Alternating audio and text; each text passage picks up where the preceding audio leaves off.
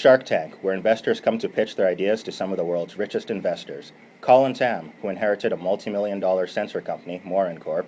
Alex Sayavong, a world-renowned technology expert who started off in his parents' basement.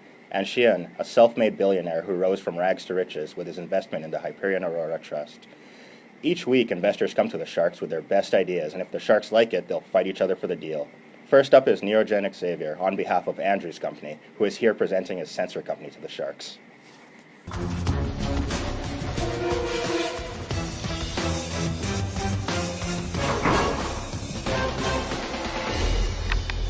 Hello Sharks, my name is Neurogenic Xavier. I'm here on behalf of the Andrews Company.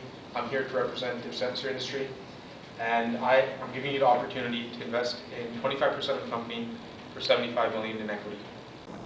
Wow, you better have a ton of sales for that. Believe me Sharks, I do. So what are your revenues looking like this year? For this past fiscal year, we've had $235 million in sales. Wow, of that 235 million, how much do you get? Well, we've had pretty good profit. We had $14 million. That's amazing. It's amazing. So tell me about your product. We have 5 products currently. We have one product that's in the traditional sector. It's called Able. Right now we have 17% market share. We're the leader in that. And we also have an 83% customer awareness on that. We also have a low-end product. It has 24% market share, 74% customer awareness. We always stock out on that product. We also have a high-end product to go for the higher-end people, and that is 14% market share with a 63% customer awareness. We also have a product that targets those who want to perform way better, and that has 17% market share for us, and Customers are 69% aware of it. Also, we have another product which is on the size sector, and that's 26% and 65% respectively in market share and customer awareness. Those are some pretty nice numbers, Rojan. But clearly, you dominate the acre sector and the app sector as you're selling out in both. Why the hell are you still in all 5 segments? Well, Sharks, when we initially started off 6 years ago, we weren't leaders in any of the different sectors, but look at us 6 years from now, we're leading in 2 of the sectors, and this is why we want to keep it fit. We also have a brand differentiation strategy. We want to go to every different market and get more and more customers from there. We believe that's key for Andrews to get to its highest possible profit realization. Whoa, whoa, whoa, whoa. I noticed in your third year you took a loan from this big owl guy for $7 million. Why did this happen? Well, in our third year, that was one of our worst years in business. We couldn't meet our debt obligations, and we had to take out an emergency loan. We were pretty on the rocks, and we were about to go up, but we found someone who lent us money. Big Al, he was from New Jersey, and because of that, we're able to exist right up to this day. I mean, who among you has never been in a cash crisis? You know, it's a natural part of life. We're a young business, we're learning, we're thriving, and we need to reach there, and we have to take that loan. So we all know Baldwin and Chester are the industry leaders. Why should we give you the money, and what are you going to do with it? Yeah, why? I need you Sharks to invest in our company, mainly because of the knowledge and expertise you bring. You guys will help the sensor industry and our knowledge in it to grow profoundly. Also, I know Colin already has expertise in the sensor industry, and I really need that right now. So, how did you get into this business?